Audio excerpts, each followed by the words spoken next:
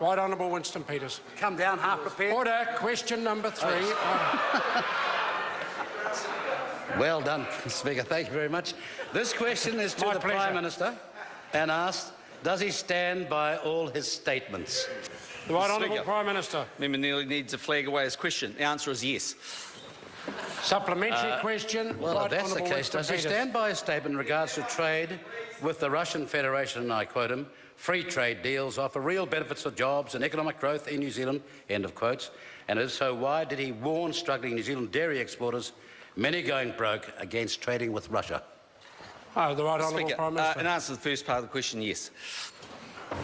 Supplementary question. No, Speaker. Point of order. Point of order. The Right Honourable Winston The Peters. question wasn't, did he warn? I said, why did he warn? No, order. The member's been here a very long time. There were 2 parts of that supplementary question. The Prime Minister chose to answer the first part. That's addressed the question. Further supplementaries. Right Honourable Winston Peters. Good God. Supplementary question. Does he stand by his statement? And I quote him, Russia offers a wealth of opportunities for New Zealand exporters. Its food imports exceeded US $30 billion in 2008, making Russia the world's 5th largest food import market, end of quotes. And if so, how can he stand by that statement when his government has done worse than nothing to ensure the Russian market is open to struggling New Zealand dairy exporters? The Right Honourable Speaker, Prime Minister. Mr. Speaker, I don't have that quote with me. It sounds like it's fairly historic, but in answer to the first part of the question, if that's the case, and I'll take the member's word for it, yes.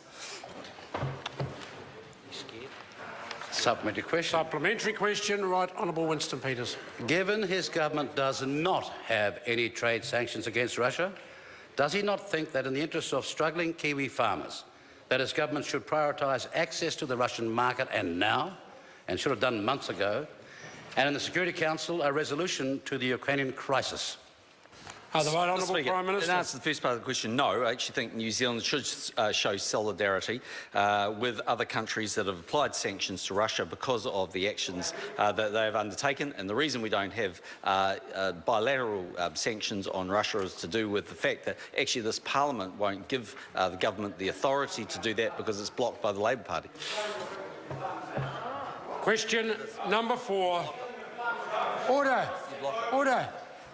Order. Question number 4, Dr. Parmjeet Parma.